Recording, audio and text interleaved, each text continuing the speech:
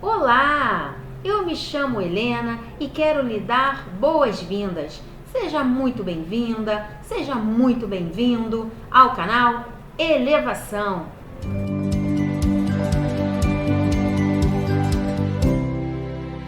Se você é novo por aqui, inscreva-se no canal, acione o sininho das notificações para você não perder nenhum conteúdo novo e interessante. Eu convido você a fazer mais essa reflexão comigo. Boa tarde a todos. Muito obrigada pela oportunidade. As nossas primeiras palavras são sempre de agradecimento, porque nesses momentos estamos todos envolvidos. Em nome de Deus, nosso Pai, também pedimos, como sempre, eternos pedintes, pedimos à espiritualidade superior que nos envolva, que nos auxilie, para que os nossos corações estejam abertos, para que eles sejam esse solo nos quais as sementes vão cair. Quem sabe teremos uma intuição, quem sabe a solução de um problema chegará até nós. Que Deus nos auxilie, nos envolva a todos. Nessa tarde de hoje, nós resolvemos conversar sobre como nós devemos proceder diante das nossas dores. É claro que aqui não tem nenhuma pretensão de ser uma receita de bolo ou de ser nada prescritivo. São só reflexões baseadas nas nossas leituras. E a primeira coisa que eu achei bastante interessante de nós pensarmos sobre esse assunto, em como lidar com a dor, é nós nos lembrarmos de que as dores, as dificuldades, os desafios não são castigos.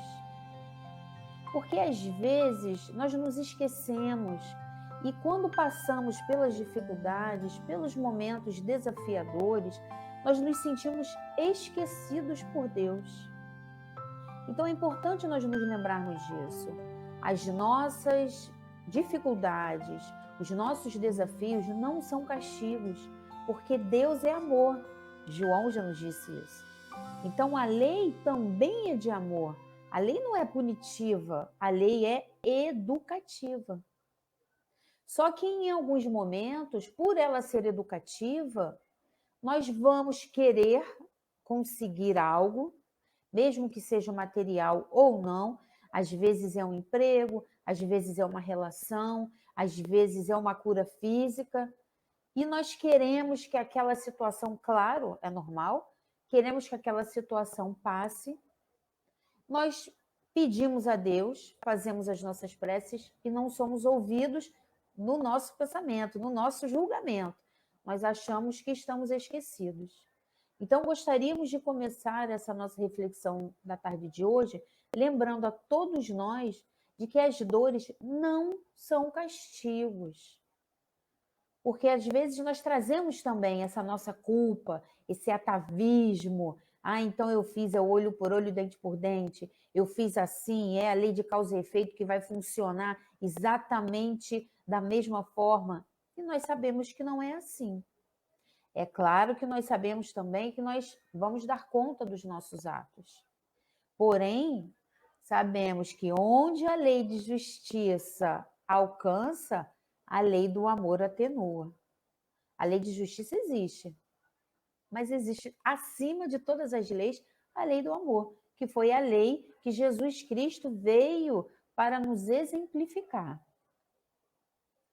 Então, como as dores, elas são, na verdade, frutos das nossas próprias escolhas e Deus não tem nada a ver com isso, eu gostaria também de trazer aquela parte do Evangelho que fala para nós dos bem-aventurados. O capítulo é o capítulo 8º do Evangelho segundo o Espiritismo, e o título do capítulo é Bem-aventurados os que têm puro o coração.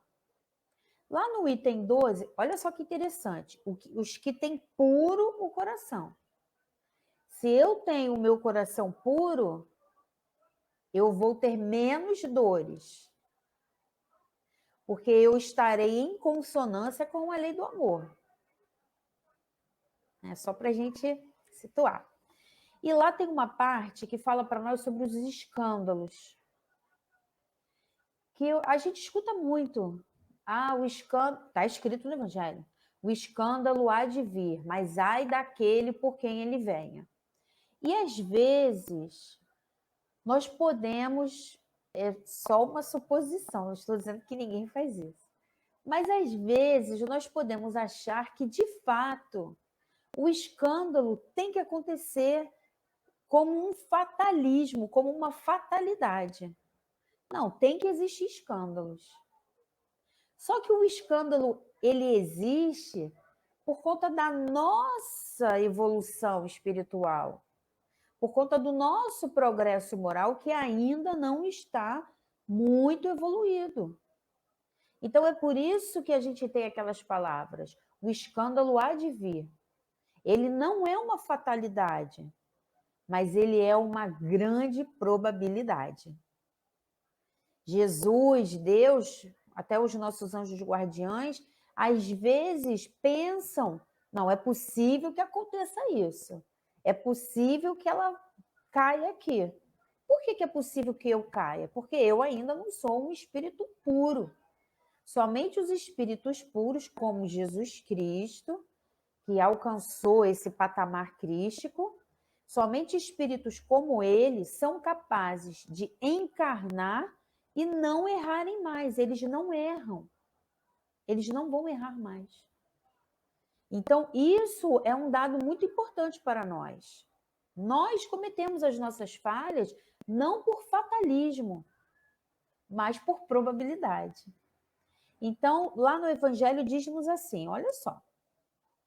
No sentido evangélico, a acepção da palavra escândalo, tão a miúde empregada, olha só como eles sabem que a gente utiliza de várias formas, é muito mais geral, pelo que em certos casos não se lhe apreende o significado.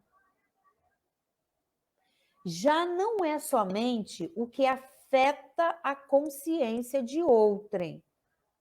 Olha só, já não é somente o que afeta a consciência de outrem. É tudo o que resulta dos vícios e das imperfeições humanas. Toda reação má de um indivíduo para outro, com ou sem repercussão.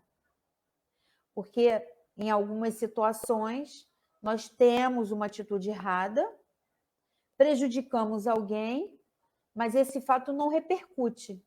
Hoje em dia nós ficamos sabendo de vários fatos por causa da mídia, por causa da internet. Tudo, não vou nem dizer tudo porque nós não sabemos. Muitas coisas são repercutidas, nós sabemos das situações, dos escândalos, eles aparecem por causa da mídia. Mas nem sempre eles vão aparecer. E nem sempre os nossos escândalos também vão aparecer. E ele continua. O escândalo, neste caso, é o resultado efetivo do mal moral. Então, é importante nós termos isso bem claro para todos nós. Eu acredito que seja importante. O escândalo, ele vem não como uma fatalidade, mas sim como uma probabilidade, porque, na verdade, ele é uma opção nossa. Eu escolho ter aquela atitude que eu sei, às vezes não, a gente não vai entrar nesse mérito, que está, mas de qualquer forma, é uma atitude que está contrária à lei do amor. Então eu escolhi, eu optei por fazer aquilo. E depois a gente acaba dizendo também, Deus quis assim, tinha que ser assim. Quando nós fazemos isso, muitas situações, nós tiramos de nós a responsabilidade. E uma das formas, uma das sugestões, que eu vou chamar de sugestões, uma das sugestões que eu trouxe para nós lidarmos com a nossa dor é justamente nós assumirmos a responsabilidade dos nossos atos. Não aquela responsabilidade com culpa, que nos paralisa, que nos deixa sempre no mesmo patamar. Eu me culpo, mas eu não evoluo. Então, aquele erro que eu cometi, ele não foi útil para mim. Porque alguma utilidade eu preciso retirar de um passo mal dado, de uma palavra maldita, de uma atitude impensada, intempestiva. Eu preciso retirar dessas minhas atitudes algo de positivo. E o que seria isso? A experiência, porque nós precisamos dessa experiência. Muitas vezes nós queremos essa experiência, necessitamos, passamos pela experiência, mas o que essa experiência tem que deixar em nós? A vontade, a força, como foi lido na lição introdutória, a força de vontade, a boa vontade, para nós fazermos diferente. Imaginemos Paulo de Tarso. Quando eu fico lendo, assim, eu fico imaginando. Paulo de Tarso deixou para trás, de fato, ele se fez novo.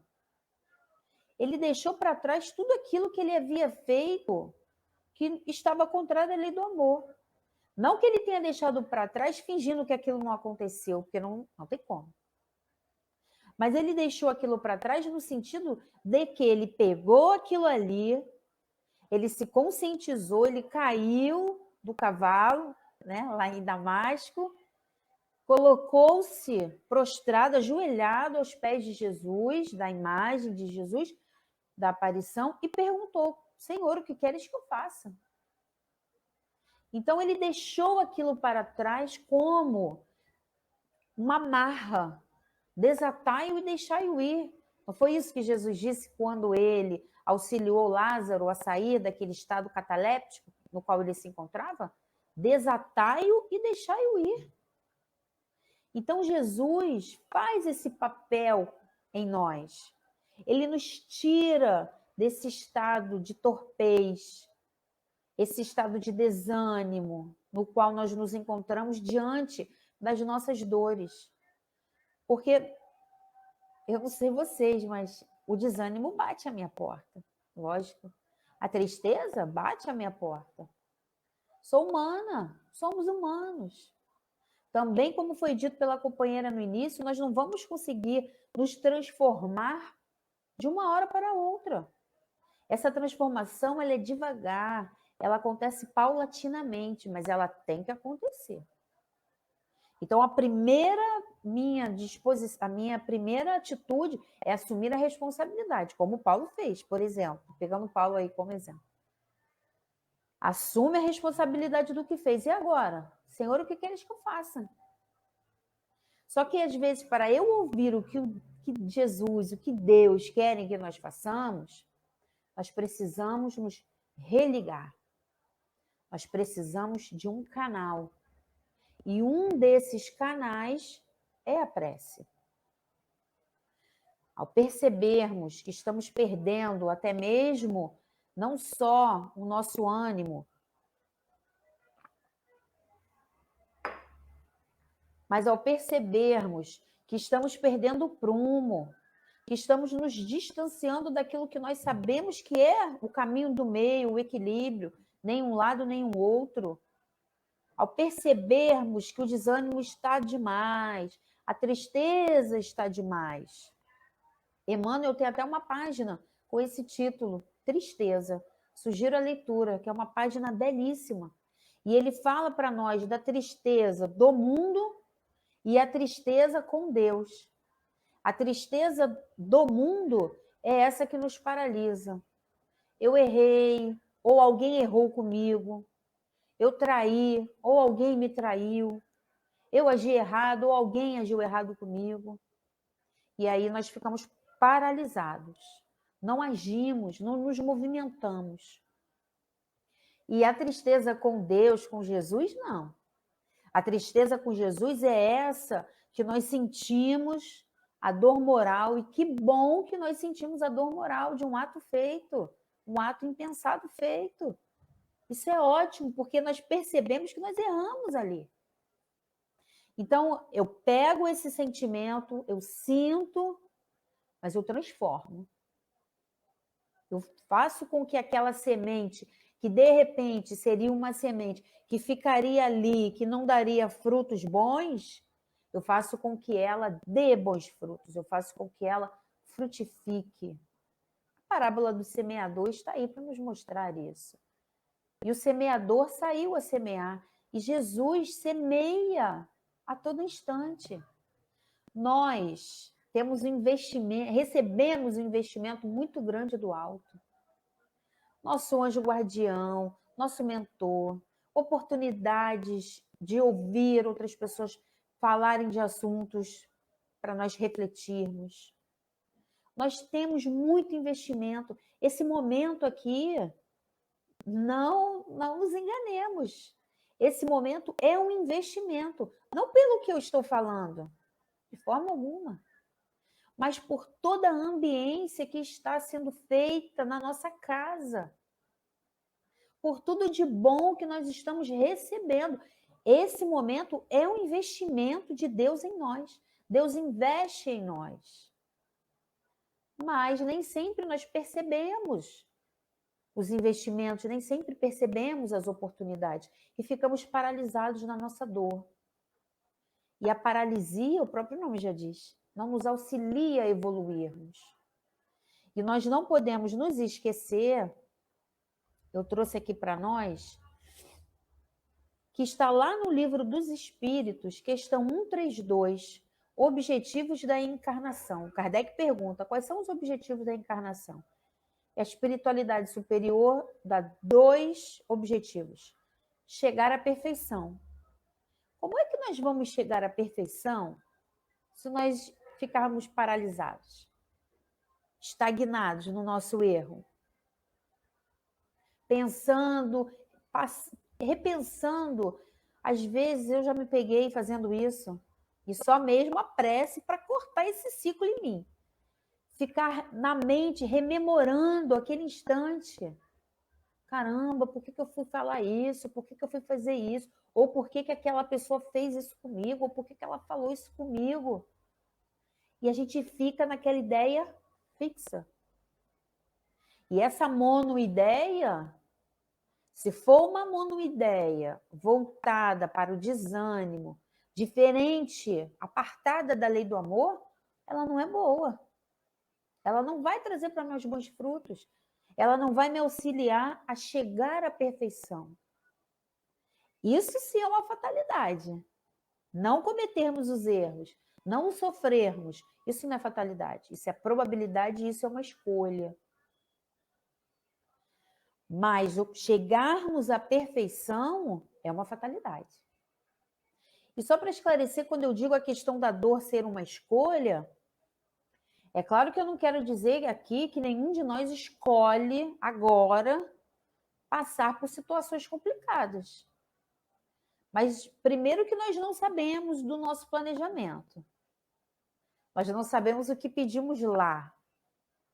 E segundo, que as situações que nos chegam, repetindo, são situações pedagógicas. São recursos pedagógicos que Deus usa para que nós possamos chegar à perfeição. E para que nós vamos chegar à perfeição? Para nós sermos felizes, para nós sermos mais úteis, né? Não é para nós também acharmos que nós vamos chegar à perfeição e vamos ficar paralisados. Meu pai trabalha e eu também trabalho, e assim somos todos nós. E o outro objetivo da encarnação, lá da questão 132 do Livro dos Espíritos, é o de pôr o espírito em condições. Olha só, é uma preparação. A encarnação é uma preparação. Então, tudo que vem com a encarnação faz parte desse pacote. Nós estamos encarnados, nós vamos sofrer. Ai, caramba, mas o sofrimento não é uma fatalidade? Ele não é uma fatalidade, mas ele é uma grande probabilidade por causa da nossa evolução. Então, nós vamos sofrer, porque nós vamos errar. Somos falíveis. Só que não é falível, é Deus ou os espíritos, como eu já disse, os espíritos crísticos. Mas ainda assim, eles também não são Deus. Então, o segundo objetivo, o de pôr o espírito em condições de suportar a parte que lhe toca na obra da criação. Então, quando nós passamos pelas dores, Nós estamos sendo burilados. Nós somos diamantes, muito preciosos para Deus. Às vezes nós nos esquecemos do quão preciosos nós somos para Deus. Todos nós. Não existe um mais precioso que o outro. Não é porque Jesus Cristo é Cristo, já alcançou essa condição crística, que ele vale mais para Deus do que nós. Nenhuma ovelha do rebanho se perderá.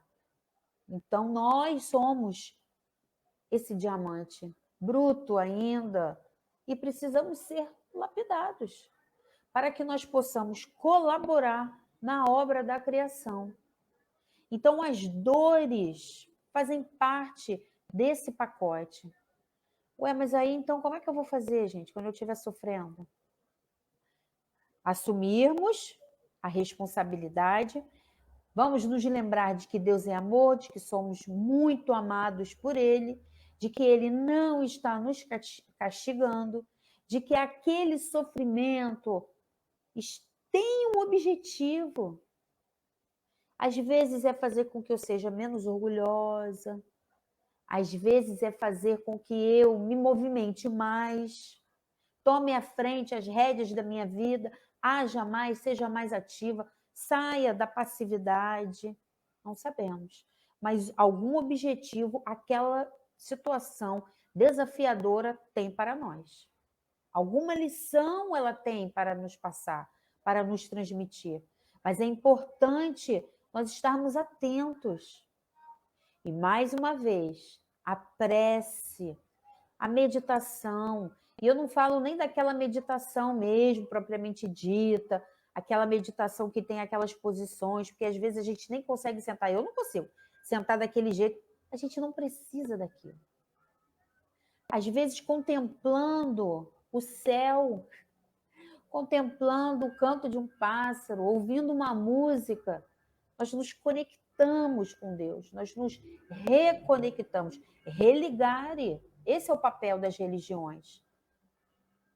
Nos auxiliar para que nós possamos nos religar.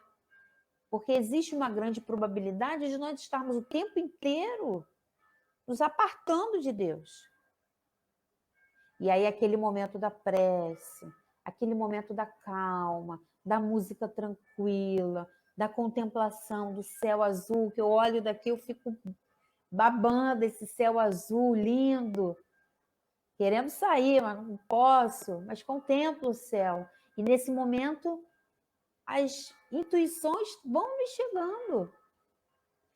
E nós vamos tendo revelados em muitos desses momentos o objetivo daquela situação. Poxa, essa situação, realmente, ela está querendo me mostrar isso. Ela quer que eu aja assim. É Deus me convidando a agir diferente do que eu estava agindo antes.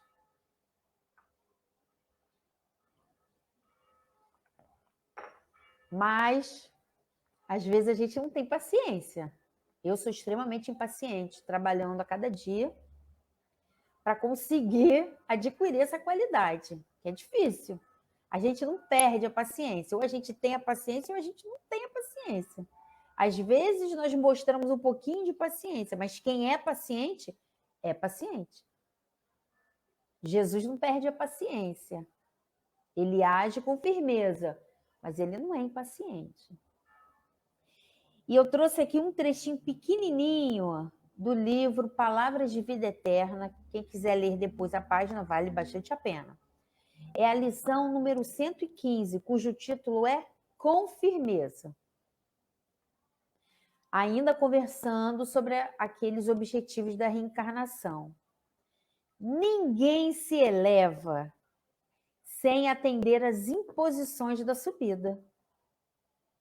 A face disso, foi dito isso na lição introdutória, todo esforço no bem, por mínimo que seja, redundará invariavelmente a favor de quem o realiza, porque toda ação pela felicidade geral é concurso na obra divina. O que esse trecho está trazendo para nós? Uma outra sugestão para nós lidarmos com a nossa dor, que é o trabalho. O trabalho no bem. Ah, mas nós estamos em casa, nós não conseguimos sair. Podemos fazer postagens otimistas nas nossas redes sociais. Podemos orar por todos que estão sofrendo. Podemos ligar para alguém. Podemos ouvir alguém que chegue até nós para contar uma angústia. E às vezes a pessoa não quer nem que a gente fale nada. Às vezes a pessoa não está nos pedindo conselho. A pessoa simplesmente está querendo desabafar. Então, oferecermos os nossos ouvidos, oferecermos os nossos corações. Às vezes ficamos sabendo de alguém que está fazendo cestas básicas, está distribuindo comida para moradores de rua. Eu posso oferecer algum valor, posso oferecer algum produto. Eu estou trabalhando no bem. O trabalho no bem, por menor que ele seja, está dizendo aqui. Todo esforço no bem, por mínimo que seja. E aqui eu me lembro de André Luiz, no livro Nosso Lar. Quem era a única pessoa que fazia prece para ele? Ele ficou espantado porque ele não recebia preces. E quem era a única pessoa que fazia prece para ele? Aquela senhora que ele atendia de má vontade no consultório dele. É assim que Deus age conosco. Deus é amor. Deus não fica procurando em nós as dificuldades. Deus não fica procurando em nós o que Ele pode tirar. Não. Deus procura em nós o que pode ser aproveitado para o nosso benefício. Então é uma migalha. Ele atendia de má vontade, reclamava com a secretária, e a secretária, mesmo assim, não dava atenção para ele e fazia com que ele atendesse a pessoa, aquela senhorinha. E foi ela que emitia para ele bons pensamentos. Então, qualquer esforço nosso, gente, esforço, redundará invariavelmente em favor de quem o realize, porque toda ação pela felicidade geral é concurso da obra divina. Estamos trabalhando na obra que nos cabe na criação do reino de Deus. Olha aí, estamos cumprindo com um dos objetivos da nossa encarnação, mesmo que não perfeitamente, não importa. Hoje eu tive paciência de ouvir essa pessoa, então eu vou ouvir. Enquanto ela estiver falando, eu vou estar em prece. Também não adianta eu ouvir a pessoa e ficar pensando várias coisas ruins sobre ela. Porque todos nós temos as nossas dificuldades. Se eu não tenho uma dificuldade, eu tenho outra. Se a Renata não tem uma dificuldade, ela vai ter outra. Se a Silvia não tem uma dificuldade, ela vai ter outra que pode ser totalmente diferente da minha e da Renata. Mas é importante nós nos lembrarmos de que todos nós temos as nossas dificuldades, de que todos nós temos as nossas dores. Elas são presentes em nossa vida, as nossas aflições. Mas isso, esse pack, esse pacote, não pode ser motivo para nós paralisarmos. Não pode ser um motivo para nós desanimarmos. Pelo contrário, nós vamos ter aquele momento, vamos orar, vamos fazer a nossa prece, fazer o nosso culto do lar, que é extremamente importante.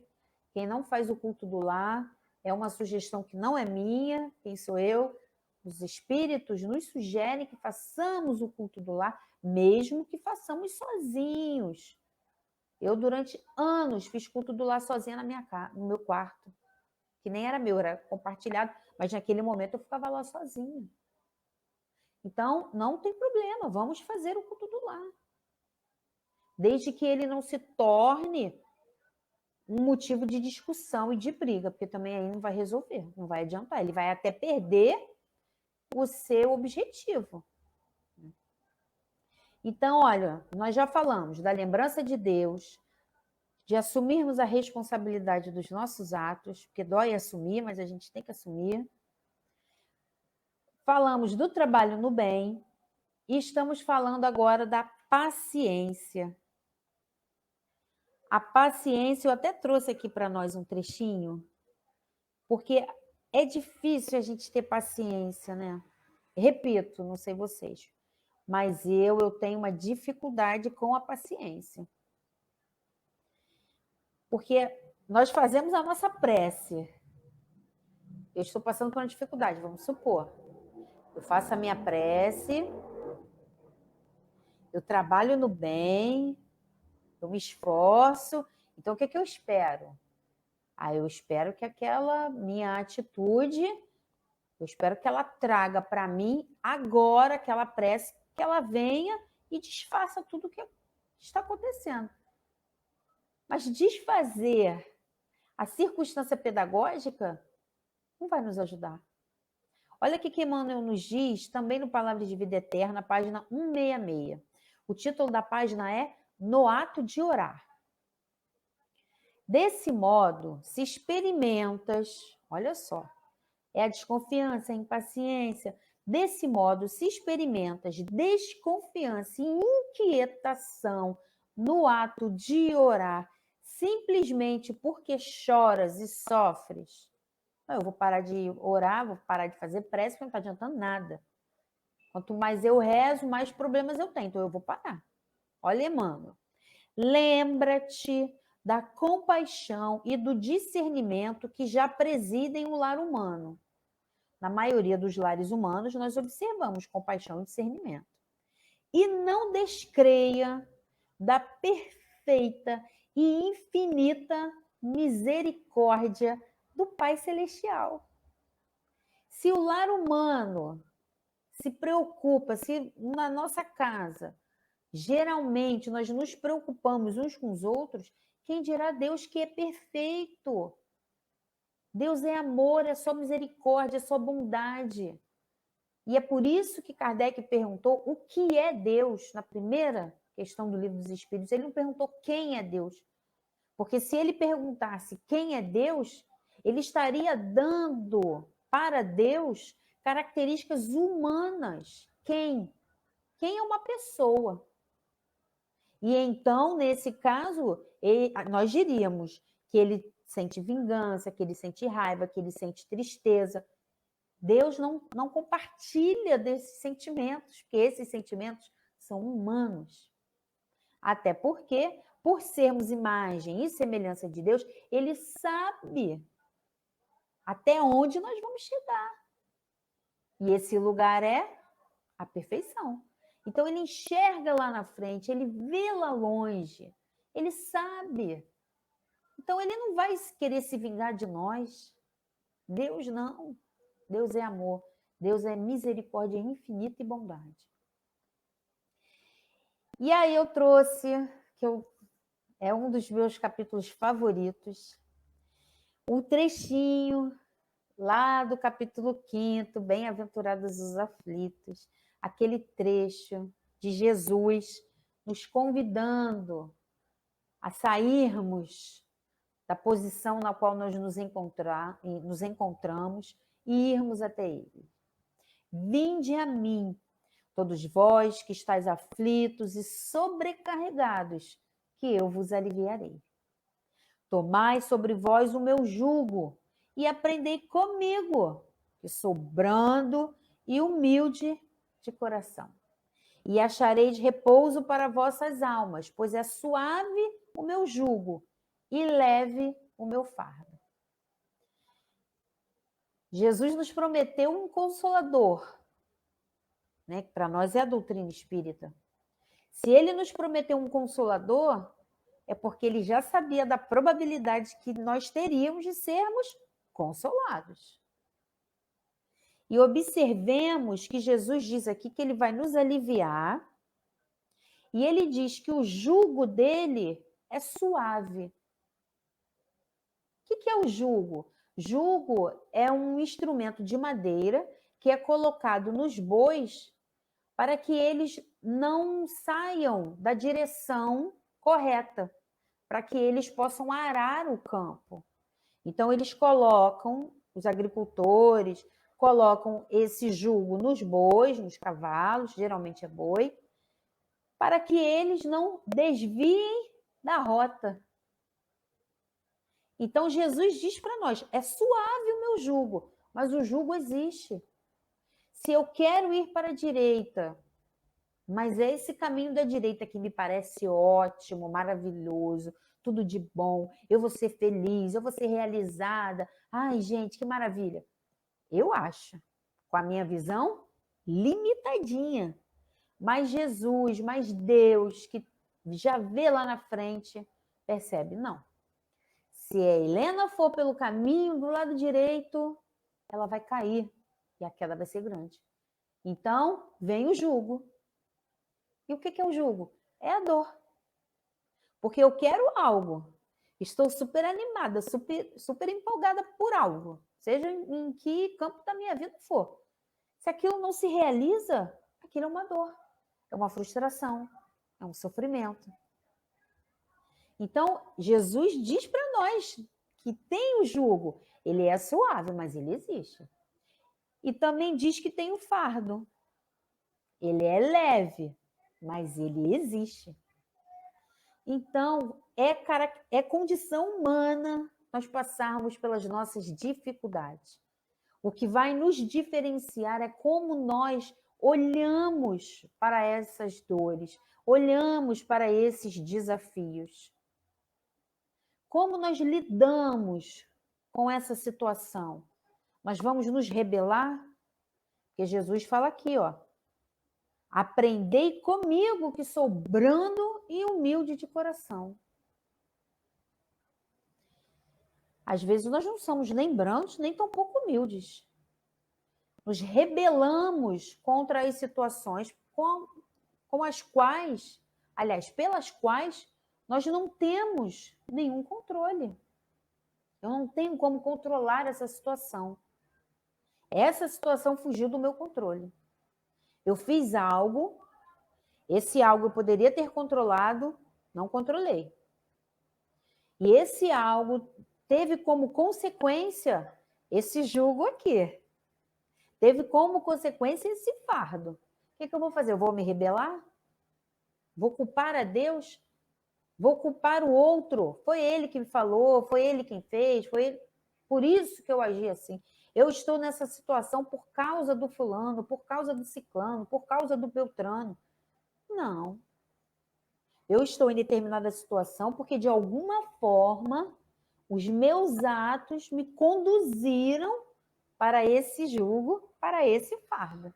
Então, agora eu tenho que carregar esse fardo que é leve, mas ele existe. Eu tenho que aceitar o jugo que vai me colocar na direção correta, que me impede de ir para onde eu quero. Ele é suave, mas ele existe, ele me impede. Não, para lá não. Não vai fazer. Vem para cá, volta para cá. Volta para o caminho do bem. Então, é importante, eu acho, né, uma vez mais, nós reforçarmos essa ideia. Nenhum de nós nasceu para errar. O erro, o escândalo não são fatalismos, são probabilidades. Nenhum de nós nasceu para errar. Nenhum de nós nasceu para fazer a justiça com as próprias mãos. Ah, mas ele veio. Eu não sei se eu já comentei aqui, mas certa feita eu conversava com uma amiga e ela falou, ué, mas Judas não tinha que trair Jesus? Não, não tinha. Era esperado, Jesus esperava. Pela essência de Judas, pelo modo dele ver o mundo. Mas ele não tinha que, não existia esse fatalismo. Ele podia ter optado por não entrar naquele acordo. Que nós sabemos que não foi por conta das 30 moedas. Ele nem se preocupava com isso nessa situação. Então, nenhum de nós nasceu para sofrer, nenhum de nós nasceu para fazer o mal, para produzir o escândalo. Ah, não, ele teve que vir para fazer isso com essa pessoa, porque essa pessoa, ela fez isso, ela fez aquilo em outras vidas, ela tinha que passar por aquilo ali. O escândalo há de vir, mas ai daquele por quem ele venha.